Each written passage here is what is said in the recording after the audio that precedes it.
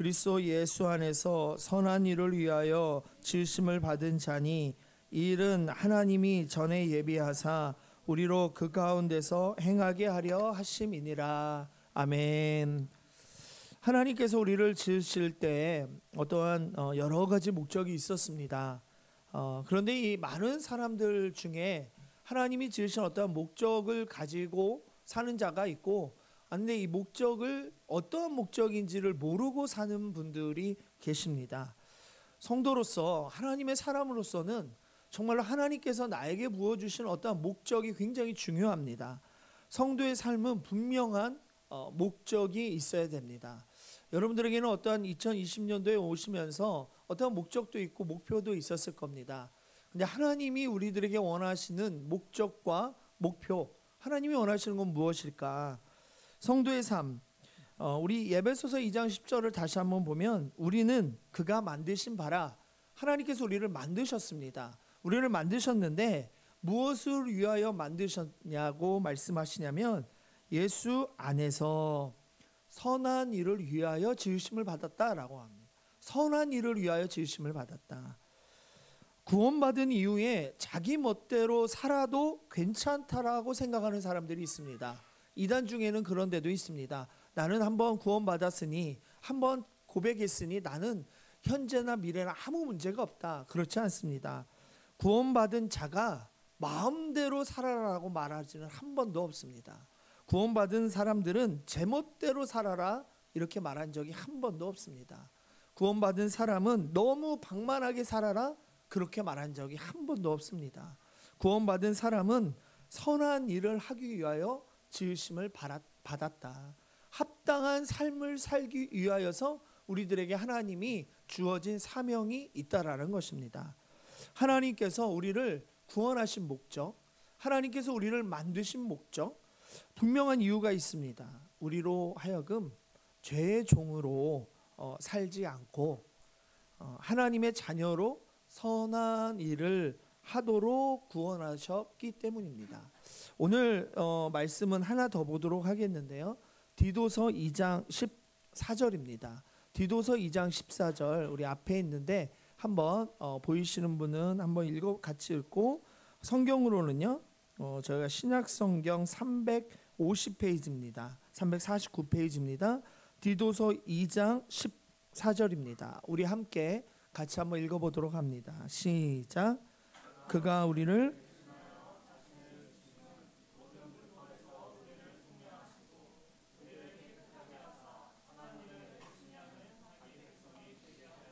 하나님께서 우리를 대신하여 자신을 주심은 무엇을 하기 위하여서냐면 선한 일을 열심히 하는 자기 백성. 그전 성경에는 뭐라고 말했냐면요, 선한 일을 하는 친백성. 저는 친백성이 참 마음에 들어요. 자기 백성, 친백성.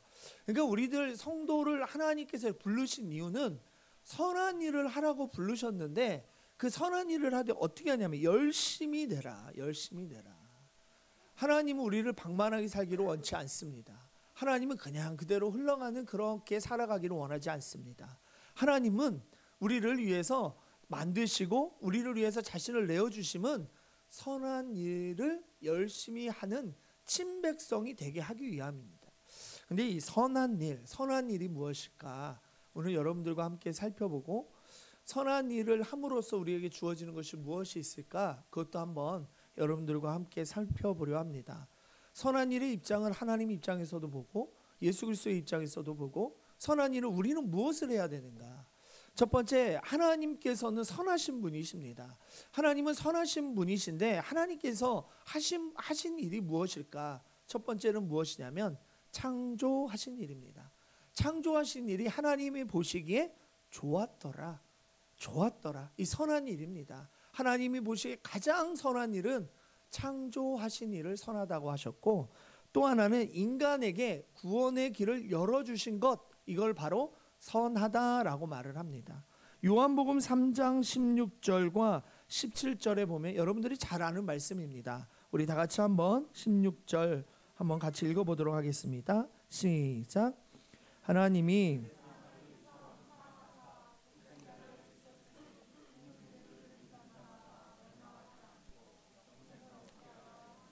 17절 하나님이 그 아들을 세상에 보내신 것은 세상을 심판하려 하심이 아니요 그로 말미암아 세상을 구원을 받게 하려 하심이라. 하나님 입장에서는 하나님의 선한 일은 무엇이냐면 창조하신 일. 또한 이 창조하시고 또 하나는 무엇이냐면 우리를 예수 그리스도를 내어 주심으로 말미암아 구원케 하신 일. 하나님께 입장에서는 선한 일입니다. 그러면 예수 그리스도께서 하신 선한 일은 무엇일까? 그것은 십자가에서 죽으시고 부활하신 일이에요. 십자가에서 죽으시고 부활하신 일이 예수님께서는 가장 선한 일입니다. 또 하나는요, 예수님께서는 사도행전 10장 38절에 보면 이렇게 얘기를 합니다. 두루 다니시며 고치신 사역을 이야기하시는데 한번 이것도 같이 한번 읽어봅니다. 시작.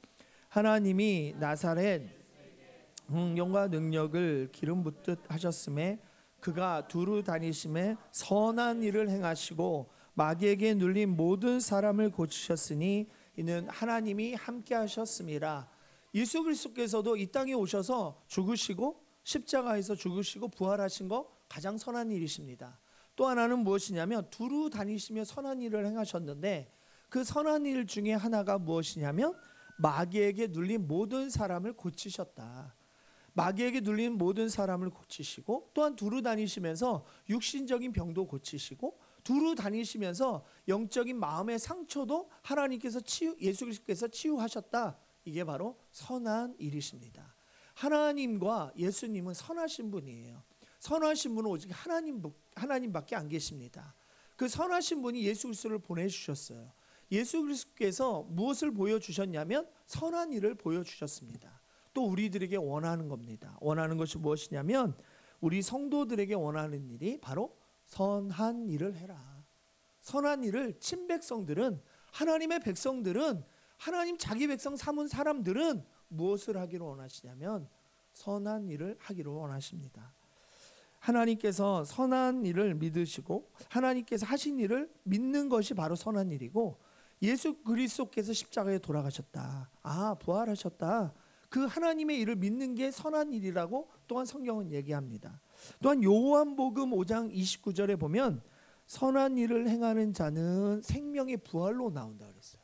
근데 악한 일을 행하는 자는 심판의 부활로 나오니라 이렇게 얘기를 합니다. 선한 일은 무엇일까? 근데 이 구절에서 선한 일의 원문을 보면 예수 그리스도를 믿는 것, 예수 그리스도를 믿는 것이 선한 일이라는 겁니다. 악한 일을 행하는 것, 예수 그리스도를 안 믿는 것. 그러니까 우리가 선한 일을 행하라고 하는데 선한 일은 무엇이냐면 예수 그리스도를 믿는 거예요. 복음을 믿는 거예요. 하나님의 일을 믿는 겁니다. 하나님께서 선하신 분인데 창조하셨구나. 하나님께서 예수 그리스도를 보내주셨구나. 예수 그리스도께서 나를 위해서 십자가에 죽으시고 부활하셨구나. 이것을 믿는 것이 바로 선한 일입니다. 여러분들이 이 땅에서 지으신 목적이 무엇이냐면 선한 일을 하라고 지으신 거예요. 이 땅 가운데 우리가 예배를 드리고 말씀을 듣는 것은 무엇이냐면 선한 일을 하라는 겁니다. 선한 일은 무엇이냐면 여러분들이 지금 마음속에 나는 예수 그리스도를 믿습니다. 나는 하나님께서 창조하신 걸 믿습니다. 하나님, 요한복음 6장 29절에 예수께서 대답하여 이르시되 하나님께서 보내신 일을 믿는 것을 하나님의 일이라 했습니다. 하나님의 일, 그 창조하신 걸 믿고 예수 그리스도를 보내는 거, 믿는 거, 바로 그것이 바로 선한 일입니다. 선한 일을 하시면서 살아가는 귀한 성도님들이 되기를 축원합니다. 선에는요 철학적인 선도 있고 사회적인 선도 있죠. 율법적인 선도 있고 종교적인 선이 있습니다. 이 선을 다 떠나서 하나님께서 원하시는 선은 무엇이냐면 바로 하나님의 일을 믿는 것이랍니다.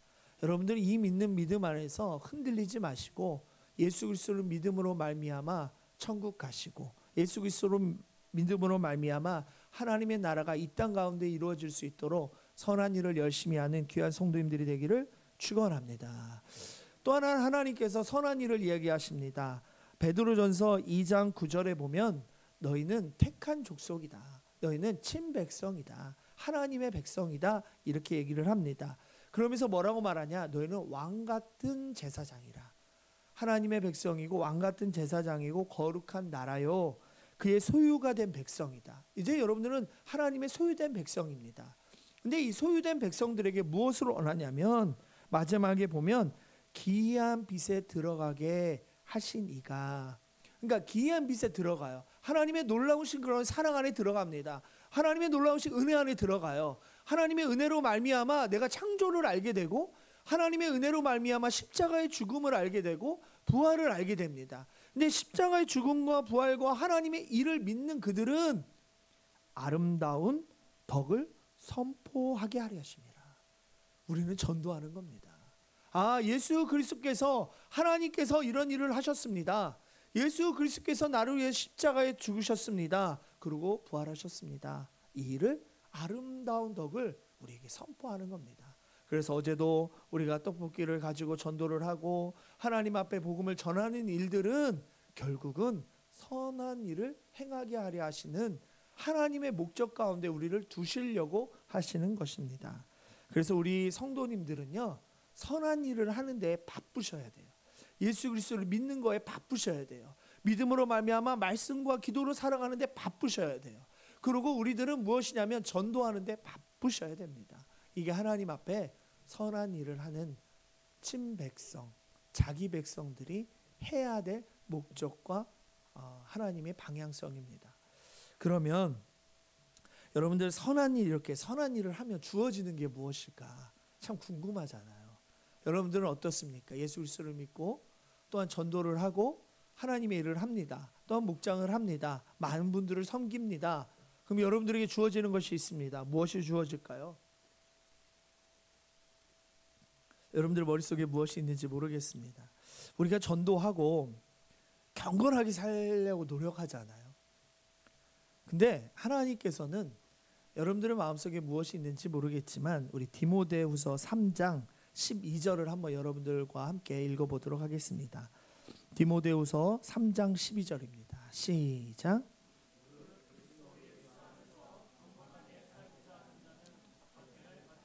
여러분들 마음속에 상급이다. 여러분들의 마음속에 정말로 축복일 것이다. 저도 이 말씀을 준비하면서 이게 참 그래도 성경 말씀이니까 무릇 그리스도 예수 안에서 경건하게 살고자 하면, 선한 일을 하려고 하면, 예수 그리스도를 믿는다고 하고 정말 우리가 복음 전하고 살고자 하면 성경은 박해를 받는다고 합니다. 핍박을 받는다는 겁니다. 또 하나는 마태복음 5장 11절과 12절에 있습니다. 나로 말미암아 너희를 욕하고 박해하고 거짓으로 너희를 거슬려 모든 악한 말을 할 때에는 너희에게 뭐가 있다고요? 복이 있대요. 기뻐하고 즐거워하라. 아니, 우리가 선한 일을 하는데 우리들에게 주어지는 게 무엇이냐면 핍박과 환난이라는 겁니다. 핍박과 환난인데 뭐하라고 말하냐면 기뻐하고 즐거워하라. 환난이 왔는데 기뻐하고 즐거워하라네. 우리가 분명히 전도하고 우리가 정말로 교회 이제 1주년 되면서 1년 동안 열심히 했는데 우리들에게 주어지는 것은 큰 상급이 되어야 되지 않을까. 정말로 큰 축복이 임해야 되지 않을까. 나는 전도하는데, 나는 그래도 복음 전하며 살려고 하는데, 나는 그래도 경건하게 말씀과 기도로 살고자 하는데 하나님께서는 박해를 받는다고 합니다. 핍박을 받는다고 합니다. 하나님 대신 예수님께서도 이 땅에 오셔서 환난을 당하셨습니다. 천국의 확장을 막는 무리들로 말미암아 핍박받으셨죠. 그리고 어디까지 가셨냐면 십자가까지 가셨습니다. 열정적인 여러분 스데반도 잘 아실 겁니다. 스데반도 복음을 전했어요. 나는 예수 그리스도밖에 없다. 나는 하나님밖에 없다. 그가 어떻게 됐죠? 돌에 맞아 죽었습니다. 여러분들 야고보는 어떻게 됐을까요? 칼에 맞아 죽었습니다. 베드로는 어마어마한 핍박을 받고요. 십자가에 거꾸로 돌아서 죽었습니다. 바울도 상상을 초월합니다. 복음을 전하며 나가는데 돌로도 맞았고 죽을 뻔한 격도 있고, 그래서 도망치기도 하고, 복음을 전하면 이러지 말아야 되는데 성경을 보면요, 사실 복음을 전하는 많은 사람들이 핍박과 환난을 받았다라는 겁니다. 하나님 나라에 들어가려면 많은 환난을 겪어야 된다고 성경은 이야기를 합니다. 바꾸어 말하면 환난 없는 신앙생활은 있을 수 없다. 여러분들이 정말로 예수를 믿는다고 경건하게 살고자 하면 따라오는 수식어가 무엇이냐면 환난과 핍박과 박해입니다. 신앙생활은 많은 환난을 동반하는 겁니다. 신앙생활은 영적 전쟁과 같습니다. 갑자기 여러분들의 마음속에 아까 제가 핍박과 환난이라고 하니까 갑자기 다운이 되신 분들이 많으신데 맞는 말입니다. 성경에서 맞는 말이에요. 환난을 당한 자 기뻐하고 즐거워하라 합니다. 아, 내가 경건하게 살고 있구나. 아, 내가 말씀과 기도로 살아가고 있구나. 당연히 오는 겁니다. 악한 사단은요, 끊임없이 유혹하고 핍박합니다. 힘든 환난을 끊임없이 제공합니다. 왜냐하면 그곳에서 넘어지라고. 근데 성경은 또 반대로 말합니다. 성경은 환난이 오면 기뻐하고 즐거워하라는 거예요. 참 신앙생활은요, 보면 신앙생활을 만사형통이라고 생각하는 사람들이 있습니다. 주일에 한 번 오면 만사형통하겠다. 그러나 그렇지 않습니다. 믿음 때문에 축복받고 형통할 수는 있지만 환난도 만만치 않게 다가옵니다. 핍박도 만만치 않게 다가옵니다. 신앙생활하지만 사업에 실패할 수도 있습니다. 신앙생활하지만 열심히 믿지만 죄송합니다. 알거지가 될 수도 있습니다. 질병이 찾아올 수도 있는 것이 바로 신앙생활입니다. 교통사고 생길 수 있습니다.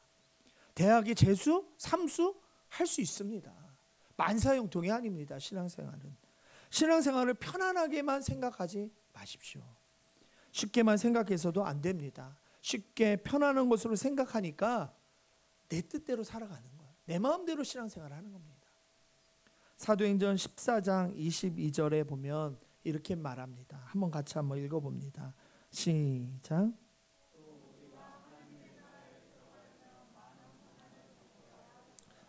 많은 환난을 겪어야 된다고 합니다. 하나님 나라에 들어가는 것이 그렇게 결코 쉽지는 않아요. 하나님 나라에 들어가려면 사도 바울도 이런 고백을 하는 거예요. 야, 맞다. 하나님 나라에 들어가려면 환난이 있구나. 핍박이 있구나. 박해가 있구나. 내가 전도하면 내가 경건하게 살고자 할 때 만사형통의 복이 아니라 정말로 하나님 환난을 겪을 수 있구나. 그거 없이는 가지 못합니다. 환난과 핍박과 박해 없이는 천국에 들어가기까지 많은 어려움이 있습니다. 그래서 그 문을 무슨 문이라고 하죠? 무슨 길이라고 하죠? 좁은 길이라고 하는 거예요. 좁은 문, 좁은 길이라고 합니다. 그래서 들어가기 어렵더라고 많은 사람들이 포기하는 길이 바로 이 길이에요. 그래서 그러나 우리는 이 길 포기할 수 없죠. 핍박이 와라, 환난이 와라. 성경은 기뻐하고 즐거워하겠다. 기뻐하고 즐거워하겠다. 천국에 들어갈 수만 있다면, 하나님 나라를 내가 들어갈 수만 있다면 어떤 환난이 와도 나는 괜찮다. 이게 바로 성경이 말하는 신앙생활입니다. 성도의 선한 일을 하는 생활들의 마음가짐입니다. 가난해도 천국 들어갈 수만 있다면 괜찮습니다. 가난이든 부자라는 것은 예수님이 믿는 목적이 아니에요. 만사형통하는 것도 예수님 믿는 목적이 아니고 가정의 행복도 신앙의 목표가 아닙니다. 부자 되고 성공되는 거 제2의 3의 목표는 될 수 있죠. 하나님께서 자연스럽게 주어지는 그런 복은 우리들에게 주어질 수 있습니다. 그러나 진짜 목표, 우리가 진짜로 목표는 선한 일을 하는 거예요. 선한 일. 하나님의 일을 믿고 예수 그리스도의 믿음을 믿고 복음을 전하며 아름다운 덕을 선포하는 거, 이게 바로 우리들의 믿는 목적입니다. 하나님의 목표, 우리의 또한 목표는 하늘나라 가는 거죠. 천국 가는 겁니다. 그곳에 갈 수만 있다면 핍박이 와도 상관없죠. 박해가 와도 상관이 없어요. 어떤 환난이 와도 상관이 없습니다. 가난도 문제되지 않고 힘든 것도 문제되지 않습니다. 새벽에 잠 못 자는 거 문제되지 않습니다. 자존심 상하는 것도 문제되지 않아요. 성공하든 실패든 아무것도 문제되지 않습니다. 우리의 목적은 하나님 나라에 가는 거예요. 그 하나님 나라를 바라보며 살아가는 겁니다. 환난이 와도 상관이 없습니다. 우리는 하나님 나라 바라보고 하나님 나라를 의지하는 겁니다. 제가 존경하는 목사님 중에 한 분이 계십니다. 그 박영선 목사님입니다. 이 목사님은 한국교회 전반적으로 목회자들과 또한 성도들에게 굉장히 많은 영향을 미치신 분입니다. 신학서적 또한 90여 권 썼고요. 또 많은 강해 설교를 하셨습니다.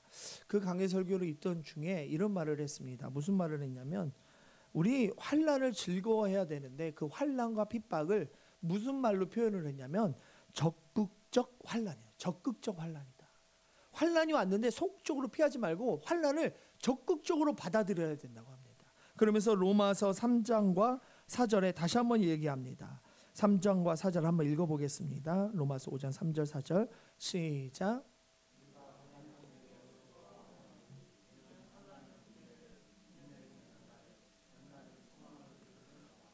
환난 중에도 즐거워할 수 있는 걸 적극적 환난이라고 합니다. 핍박이 와라, 적극적 핍박입니다. 적극적 박해입니다. 그러나 우리는 환난을 즐거워할 수 있다라는 겁니다. 적극적으로 환난을 들어가야 된다는 겁니다. 왜 들어가야 되나? 거기서 세 가지를 얘기를 하는데, 첫 번째는 환난과 핍박이 닥쳐야 비로소 주님의 필요성을 더 느낀다라는 거예요. 그전에는 잘 느끼지 못했는데 내가 편안하고 내가 잘 되고 자기 일이 잘 되면 주님을 필요로 하지 않았는데, 환난이 오니까 그 환난로 말미암아 내가 주님을 더 필요로 하는 거예요. 이거를 적극적 환난이라는 겁니다. 또 하나는 내가 문제를 해결할 수 없다는 걸 아는 거예요. 환난이 옵니다. 핍박이 옵니다. 아, 이 문제는 내가 해결할 수 없구나. 이게 바로 기뻐하고 즐거워할 일입니다. 아, 내 문제를 해결할 수 없는 것이 있구나. 또 하나는 비로소 그때에 무릎을 꿇게 된다는 거예요. 환난이 오고 핍박이 오고 박해가 와야 비로소 무릎을 꿇게 된다. 환난이 오면요, 밤잠을 자지 않고 기도합니다. 핍박이 와보십시오. 박해가 와보십시오. 여러분들 기도하지 말라고 해도 기도합니다. 찬양하지 말라고 해도 찬양하고요. 하나님 앞에 눈물로 기도하지 마십시오 해도 눈물로 기도할 수밖에 없는 것이 환난입니다. 그렇기 때문에 그분은 뭐라고 말하냐면 적극적 환난. 환난이 오면 아무리 신앙생활하는 신자라 할지라도 우리가 죽음과 게으르지 않을 수밖에 없다. 게으를 수가 없다. 게으를 수가 없다. 환난이 왔는데 어떻게 게을러? 신앙생활하는데. 우리가 선한 일을 하면 가장 먼저 주어지는 복, 그 복이 무엇일까요? 환난입니다. 선한 일을 행하는 자 가장 큰 복이 핍박과 박해와 환난입니다. 여러분들 경건하게 살고자 하면 복이 옵니다. 그 복이 바로 환난과 핍박입니다. 그 환난을 부정적으로 생각하지 마시고, 소극적으로 생각하지 마시고, 나쁜 의미로 생각하지도 마시고, 야, 당연히 올 것이 왔다. 내가 정말로 경건하게 살고 있구나. 내가 정말 하나님 말씀대로 살고 있구나. 혹시 옆 사람이 나를 박해를 합니까? 아니면 내가 이 땅 가운데 살면서 이 사회가 나를 박해합니까? 야, 올 것이 왔다. 나는 정말로 하나님 앞에서 잘 살고 있구나. 경건하게 살고 있구나. 이게 바로 적극적 환난입니다. 여러분들 그 환난이 왔을 때 여러분들은 어떻게 하시라고요? 기뻐하고 즐거워하십시오. 야, 왔다. 아, 왔다. 내가 잘 살고 있구나. 왔다. 근데 이 환난을 당하면요, 또한 불순물들도 제거됩니다. 왜냐하면 내가 정말로 필요한 것이 무엇인지 알게 되거든요. 정말로 필요한 것이 무엇인지. 어두운 곳에서 무엇이 필요하죠? 불빛이 필요하거든요. 배고프면 어떤 음식이 필요하듯이 이런 환난과 박해가 왔을 때 내가 그 환난을 겪어봄으로 인하여서 나에게 정말 필요한 것이 무엇인지 알게 됩니다. 그래서 그 큰 복을 받으며 살아가는 귀한 성도님들이 되기를 축원합니다. 별로 이렇게 아멘이 크지 않은데 그럴 수 있죠. 근데 또 하나 참 이런 말을 해요. 이 박영수 목사님은 그러면서 이렇게 살아라 이렇게 얘기합니다. 여러분들 이렇게 살으셔야 됩니다. 제가 얘기하는 환난을 당한 셈 치고 사는 자세로 살아라. 환난이 오기 전에 환난을 당한 셈 치고 사는 자세. 그 당한 셈 치고 사는 자세 뭐죠? 환난을 당하면 환상에서 금방 깨어나. 여러분 환상에서 금방 깨어나십시오. 깨어나시고 환난을 당하면 복이라고 했는데, 아, 나는 환난을 당한 셈 치고 사는 자세. 그 자세가 무엇일까요? 첫 번째, 아까 얘기했던 것처럼 아, 주님을 더욱 필요로 하는 거예요. 환난이 오기 전에 내가 주님을 더욱 필요로 하는 거예요. 환난이 와서만 주님을 필요로 하는 것이 아니라 내가 더욱더 주님을 필요로 하는 거고요. 또 하나는 야, 이 세상 가운데 살면서 내 문제를 내가 해결할 수 없다. 하나님께서 문제를 해결해 주신다. 하나님을 왕으로 모시는 거, 그게 바로 환난을 당한 셈 치고 사는 사람입니다. 내가 내 주인으로 사는 것이 아닌 하나님을 주인으로 모시고 사는 것, 그게 환난을 당한 셈 치고 사는 거예요. 그러면 엄청난 큰 복이 임하는 거죠. 환난의 복도 임하고 그러한 하나님이 주시는 복도 임하는 겁니다. 그리고 환난을 당한 셈 치고 무릎 꿇으십시오. 환난을 당한 셈 치고 기도하십시오. 환난을 당한 셈 치고 찬양하십시오. 얼마나 큰 복입니까? 환난을 당한 셈 치고 살아가는 선한 일을 하는 귀한 성도님들이 되기를 축원합니다. 그런데 여러분들, 이 환난이 올 때에 하나님은 또 가만히 계시느냐? 그렇지는 않아요. 갈라디아서 6장 9절에 보면 이렇게 말을 합니다. 한번 같이 한번 읽어보도록 하겠습니다. 시작.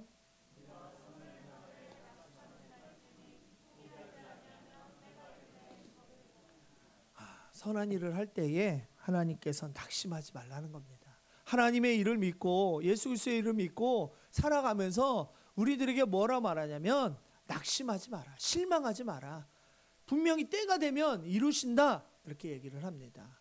그리고 또 하나는 요한복음 16장 33절에 보면 이렇게 말합니다. 세상에서는 너희가 환난을 당하나. 환난을 당하는 게 당연합니다. 그러나 담대하라, 담대하라, 내가 세상을 이겼노라. 담대하는 겁니다. 환난이 와도 우린 담대하는 겁니다. 왜요? 세상을 미리 예수 그리스도께서 이기셨어요. 신앙생활에 환난과 핍박을 당할 수 있다고 하지만, 어떤 핍박이 몰려와도 당황하지 마시고, 어떤 핍박이 올려와도 우리가 하나님 앞은 주님 앞에 이렇게 주님이 이기셨다, 그러니 나는 낙심치 않고 그 길을 따라가는 겁니다. 그러면 뭐라고 말해요? 세상을 이겼노라. 이 세상이 나를 어떻게 할 수 없다라는 것입니다. 나를 올무와 함정에 빠뜨릴 수 없는 것이 바로 이 세상이라는 겁니다. 우리 다시 한번 요한복음 16장 33절, 정말로 하나님 이기신 그 마음대로 큰 소리로 다시 한번 읽어보도록 하겠습니다. 시작.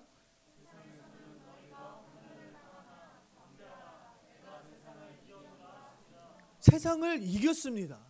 여러분들, 그 영화 보면요, 이거를 보면서 이런 생각, 영화 보면 무술 영화, 저는 무술 영화 좀 좋아요. 무술 영화나 뭐 SF 영화 보면 주인공이 있습니다.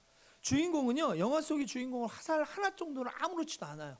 그냥 맞아도 막 꺾어서 하고 빼기도 하고, 총알도 꼭 이게 여기에는 안 맞고 다른 데 맞고 막 끝까지 갑니다. 그리고 끝까지 가서 마지막에는요 승리해요. 우리는 다 하나님의 각본대로 다 이겨낸 사람들이에요. 세상을 이겨낸 사람들이에요. 화살 하나 정도 문제 없습니다. 총알 문제 없습니다. 칼에 좀 상처 나도 괜찮습니다. 우리는 그 영화의 주인공처럼 끝까지 싸우면, 선한 일을 하면 우리들은 주인공이에요. 하나님 나라의 주인공입니다. 핍박과 환난이 있습니까? 즐거워하십시오. 그리고 당한 셈 치고 사십시오. 우리는 하나님이 보시는 선한 일을 하는 주인공이랍니다. 그래서 그 주인공으로 살아갈 수 있는 그런 귀한 성도님들 되기를 축원합니다. 여러분 잘 아는 요셉이 있었습니다. 요셉이요, 많은 환난을 겪었어요. 자기는 정말로 하나님의 말씀대로 살아가려고 그랬어요. 그런데 형제들도 자기를 핍박하고요, 가는 곳마다 환난이 있었습니다. 근데 창세기 50장에 이렇게 말을 합니다. 50장 20절에 보면, 당신들은 나를 헤아려 했어요. 이 세상은 나를 헤아려 합니다. 핍박과 환난과 박해를 하게 할 수 있습니다. 하나님은 그것을 어떻게 바꾸셨다고요? 선으로 바꾸사 오늘과 같이 많은 백성의 생명을 구원하게 하셨다라고 말합니다. 우리들이 하나님 의지하고 낙심치 않으면 그 사건을 어떻게 해야 되냐면, 세상이 나를 박해하고 환난하고 다른 사람이 나를 환난하고 박해를 한다 할지라도 우리가 선한 일을 하려고 하면 하나님께서는 그거를 선으로 바꾸신다라는 거예요. 그게 우리들의 축복인 거죠. 그러니까 환난과 핍박, 박해 와도 상관없어요. 우리는 그걸로 말미암아 하나님이 바꾸시는 복을 우리는 누릴 수 있는 하나님의 주인공들입니다. 선을 행하시면서 살아가는. 그래서 로마서 8장 28절에 보면 이렇게 말합니다. 우리가 알거니와 하나님을 사랑하는 자, 곧 그의 뜻대로 부르심을 입은 자들, 선하심을 입은 자들에게는 모든 것이 합력하여 선을 이룬다. 이 모든 것은요, 환난과 박해도 마찬가지입니다. 선을 이룹니다. 낙심하지 마십시오. 하나님께서 그걸 바꾸십니다. 악을 선으로 바꾸실 거예요. 요셉의 삶이 우리들의 삶이에요. 영화 속의 주인공이 우리들의 삶입니다. 근데 거기에 넘어지지 않고 쓰러지지 않고 꿋꿋이 하나님의 일을, 선한 일을 하시면 됩니다. 또한 결론적으로는요, 하나님은 진정으로 큰 상도 내려줍니다. 마태복음 5장 12절에 보면, 기뻐하고 즐거워하라, 하늘에서 너희 상이 큼이라. 너희 상이 큼이라. 너희 전에 있던 선지자들도 이같이 박해받았습니다. 그러나 기뻐하고 즐거워하라는 거예요. 너희 상이 큼이라는 겁니다. 또 하나는 사도 바울의 고백, 디모데후서 4장 7절과 8절 결론적인 말씀입니다. 나는 선한 싸움을 싸우겠다. 선한 일을 하겠다. 나의 달려갈 길을 마치는 그날까지 내가 믿음을 지키겠다. 이제 후로는 나를 위하여 의의 멸류관이 예비되었다. 야, 하나님 나라가 예비되었다. 이 땅 가운데 소망이 아니라 하나님 나라의 소망을 간직하고 산다. 이것이 바로 성도, 하나님 입은 자들의, 부르심을 받은 자들의 선한 일을 행하며 살아가는 것입니다. 주의 나타나심을 사모하시고 이 모든 자에게 나타나신 큰 복을 받는 귀한 성도님들이 되기를 축원합니다. 기도하겠습니다. 하나님, 기뻐하고 즐거워하겠습니다.